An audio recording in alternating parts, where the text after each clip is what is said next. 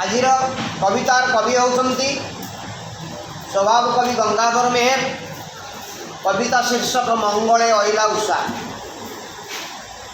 मंगले अइला उषा विकच राजीव दृशा जानकी दर्शन तृषा हृदय बही। मंगले मंगल मुहूर्त रे शुभ मुहूर्त रे अइला आसिला उषा प्रभात समय प्रातः काल सकाळ सकाळटी शुभ मुहूर्त रे पाइछि। मंगल मुहूर्त रे सकाळ पाइछि। मंगले अइला उषा। उषा ताकू कवि गंगाधर मेहर वर्णना करछन्ति उषा गोटे नारी सदृश। यदि उषा गोटे नारी तार तार तार शरीर अच्छी से कौन करुना विकच राजीव दृशा। विकच अर्थ फुटी थिबा राजीव पद्म दृशा तार आखि गुड़ाक फुटिला पद्म फूल भाया। सकाळ हेइची पृथ्वी रे पोखरी रे पद्म फुटी। कवि कहते पद्म गुड़ाक फुटिनी जे ये हूँ उषा देवींकर आखि। मंगले अइला उषा विकच राजीव दृशा फुटिला पद्म गुड़ाक उषा देवींकर आखि। जानकी दर्शन तृषा हृदय बही। जानकी जनक नंदिनी सीता दर्शन जानकी जनक नंदिनी सीता को दर्शन करने तृषा शोष हृदय बही। हृदय माने मनरे एठे हम तांको मनरे सीता को दर्शन करने आग्रह उत्कंठा आसी। कहीं से सीता को दर्शन करने आसी तार पूर्वाभास कही पुरुषोत्तम श्री रामचंद्र प्रजानुरंजन करने तांकर शासन थिला रामराज्य ये प्रजा इच्छा चलिब शासन। प्रजा जहाँ चाहूले से इच्छा शासन चलुला। जनैक प्रजांकर दंपतिंकर कलह शुणी पाइले से माने सीता को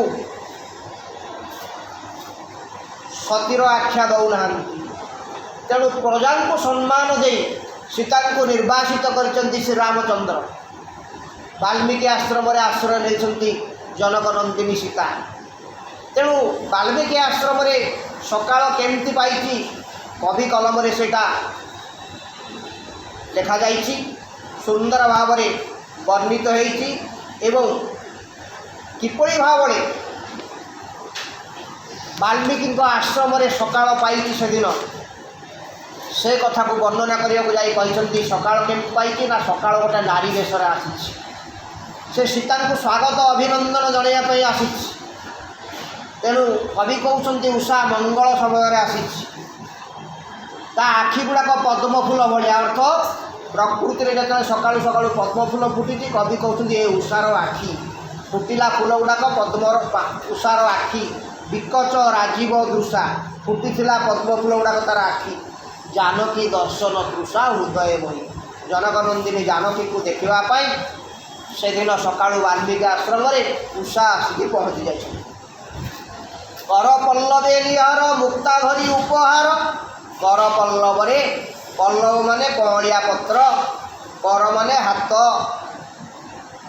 गछ गुड़िक कमलिया कमलिया पत्र है। कवि कहते ये कोमल पत्र नुह ये उषा राणीकर कोमल हाथ।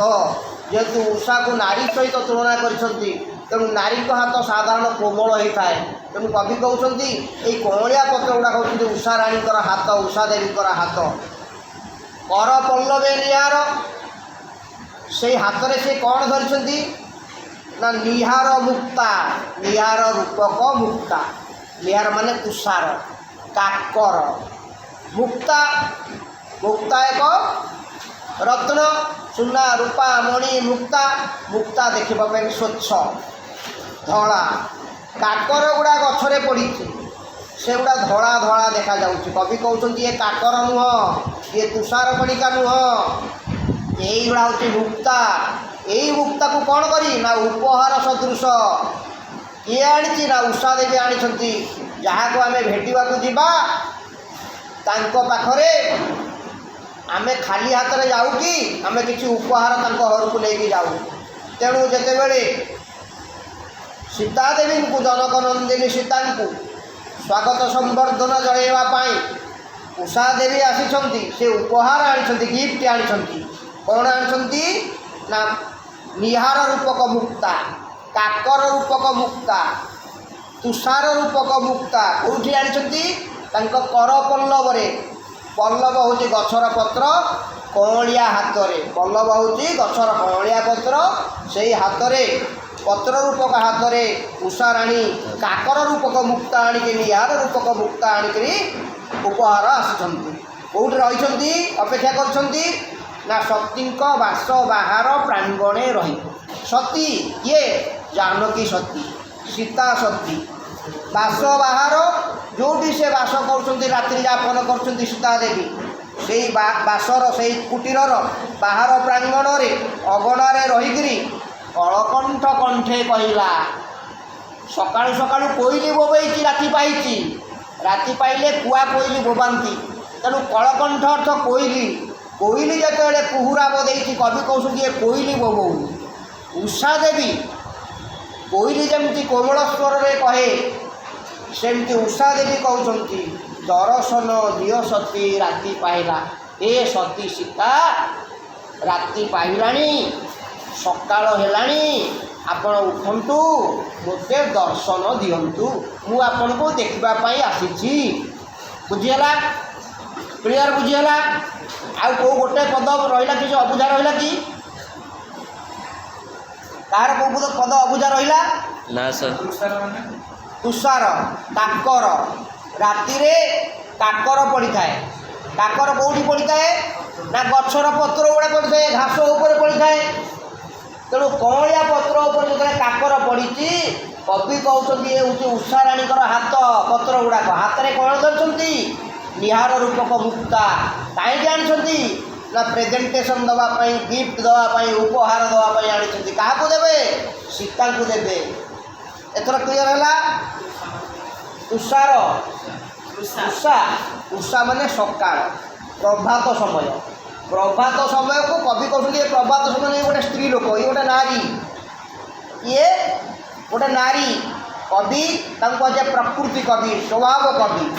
ସେ ପ୍ରକୃତିକି ବି ନାୟିକା କରିଦିଅନ୍ତି, ଯେମିତି ରାଧାନାଥ ଚିଲିକାକୁ ନାୟିକା କରିକି ତାଙ୍କ କବିତା ଲେଖିଥିଲେ। ଏଠି ଗଙ୍ଗାଧର ମେହେର ଉଷାକୁ ନାୟିକା କରିକି ତାଙ୍କର କବିତା ଲେଖିଛନ୍ତି। ବୁଝିଲା? ତେଣୁ ତାଙ୍କର ବର୍ଣ୍ଣନା ହେଉଛି ଉଷା କ'ଣ କରିଛନ୍ତି? ସୀତା ଦେବୀଙ୍କୁ ଭେଟିବାକୁ ଆସିଛନ୍ତି, ତେଣୁ ସେ ସବୁ ଉପହାର ଆଣିକି ଆସିଛନ୍ତି। ସତରେ କ'ଣ ଆମ ଘରେ ଯେତେବେଳେ ସକାଳ ପାଏ ଆମକୁ କିଏ ଆଣିକରି ଉଷା ସମୟଟାକୁ ବର୍ଣ୍ଣନା କରିଛନ୍ତି? ସେ ଗୋଟେ ସ୍ତ୍ରୀ ଲୋକ ଆସିଛି ତାଙ୍କ ଘରକୁ, କ'ଣ କ'ଣ ସାଥିରେ ଆଣିକି ଆସିଛି। ଏଥର କ୍ଲିଅର ହେଲା? ବୁଝିହେଲା? ରାଜୀବ, ରାଜୀବ ମାନେ ପଦ୍ମ।